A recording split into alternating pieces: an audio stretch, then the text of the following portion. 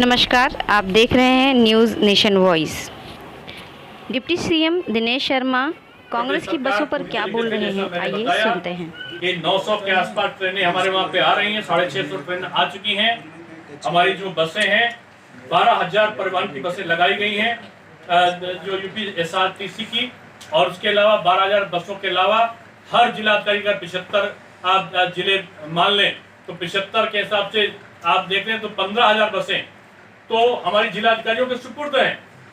इतनी सारी व्यवस्था व्यापक पैमाने पे आज से नहीं, हम कई जब से मार्च से हमारा लॉकडाउन मार्च में लागू हुआ है तब से इन प्रकार की व्यवस्थाओं को हम कर रहे हैं।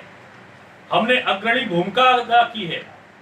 आज ये जानकर दुख हुआ कि कांग्रेस के द्वारा इस प्रकार का प्रलाप जानबूझकर जनता को भ्रमित करने के लिए, उत्तर प्रदेश की योगी सरकार को बदनाम करने के लिए, मुख्यमंत्री की सर्वग्राही सर्वलोकप्रिय जो छवि है उसको धूमिल करने के लिए और जनता को भ्रम में डालने के लिए जो कृत्य किया गया है उसकी जितनी निंदा की जाए उतना कम है। ये एक प्रकार का आपराधिक कृत्य है और इनको जनता से इस प्रकार के कृत्य के लिए क्षमा मांगना चाहिए। आपके चैनल के माध्यम से मैं मांग करता हूं कि कांग्रेस को अपने इस कृत्य के लिए सरकार से भी और जनता से भी, जनता से पहले और खासतौर से प्रवासी मजदूरों से, श्रमिकों से, हमारे उन भाइयों से क्षमा मांगनी चाहिए जिनको इन्होंने इस प्रकार का नाटक करके एक प्रकार का दिग्भ्रमित करने का काम किया है। आप उनको भोजन के किट भी नहीं दे सकते, आप उनका मेडिकल का परीक्षण भी नहीं करा सकते, और उत्तर प्रदेश सरकार जो सारे काम करा रही है उसको आप चुनौती देते हैं। उत्तर प्रदेश सरकार को आप कटघरे में खड़ा करने का षड्यंत्र करते हैं। मैं समझता हूं कि ये कांग्रेस का पुराना आलाप है। अगर आप देखो तो आज इतने सारे श्रमिक उत्तर प्रदेश के बाहर क्यों हैं, बिहार के इतने श्रमिक बाहर क्यों हैं? 60 सालों तक कांग्रेस ने शासन किया है उत्तर प्रदेश में, भारतवर्ष में, और उन्होंने केवल बेरोजगारी दी। बेरोजगारी के कारण आज जिस प्रकार से योगी सरकार में इन श्रमिकों को लाने के बाद में केवल इनकी स्क्रीनिंग नहीं कर रहे हैं, हम इनकी स्केलिंग भी कर रहे हैं कि किस प्रकार से जो श्रमिक आए हैं उन श्रमिकों को हम रोजगार मुहैया करा सकें। उनके बाद में यहाँ पर रहने के बाद में उनका जब क्वारंटाइन का काल पूरा हो जाए तो हम कैसे उनको रोजगार में लगा सकें, इसकी स्केलिंग भी हम करा रहे हैं। तो फर्जी रिपोर्ट देना ये आपराधिक कृत्य की श्रेणी में आता है। तो जो नियम के अनुसार होगा वो होगा, लेकिन अभी उनको जो उन्होंने काम किया है वो आपराधिक कृत्य की श्रेणी में आता है।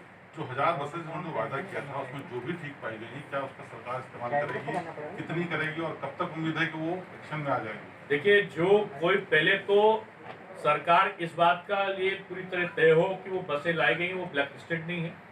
पहले जो लाए गए वो सरकारें जो है वो बस हैं वो कई जगह पर रजिस्टर्ड नहीं है, क्या वो उनकी टोटल फिटनेस है कि नहीं है, ये एक जांच का विषय है। हमारे वहाँ कमी हो तो आप देने आइए, यहाँ पे कमी नहीं है। आप केवल स्टंट करने के लिए और न्यूज चैनल पर आप अपनी हाइट पाने के लिए इस प्रकार का कृत्य करें।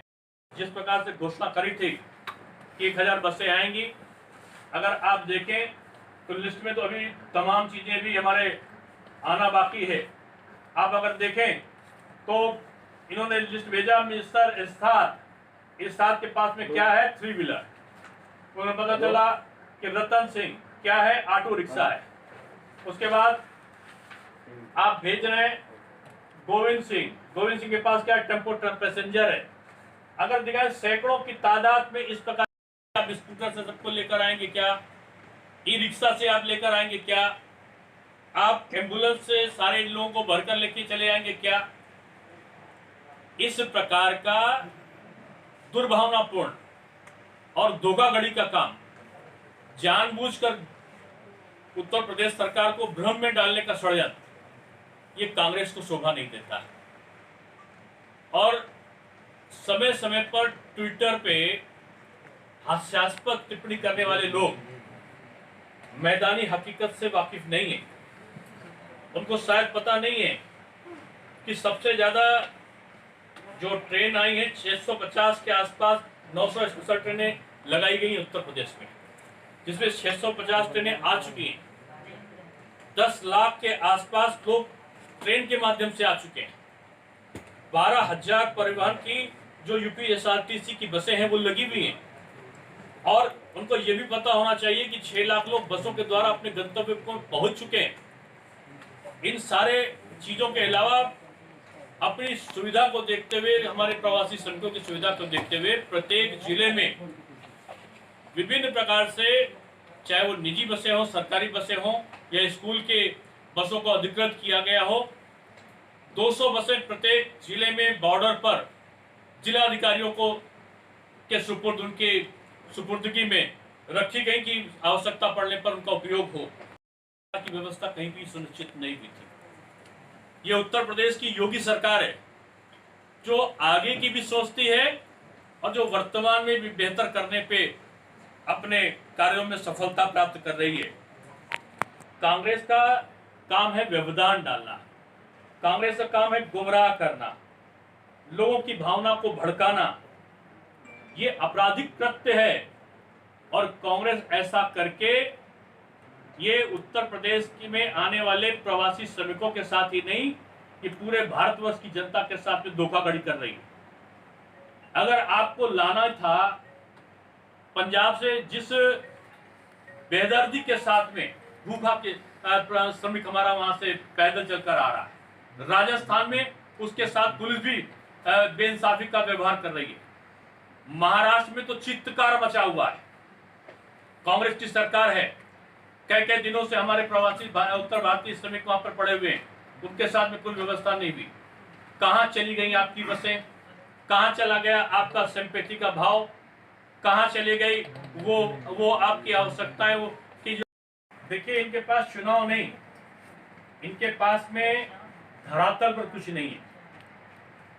ये ट्विटर की राजनीति करने वाले लोग, चाहे वो बंगाल की राजनीति का लेकर हो, महाराष्ट्र में टोटल फेलियर हुए हैं, उत्तर प्रदेश सरकार के उत्तर भारतीयों के साथ में, बिहार के लोगों के साथ में जिस प्रकार से दुर्व्यवहार वहां पर हुआ है, जिस प्रकार से राजस्थान में की सरकार ने असहयोग किया है, जिस प्रकार से पंजाब की सरकार ने दोयम दर्जे का व्यवहार किया है, उससे इनको शर्मिंदगी होनी चाहिए।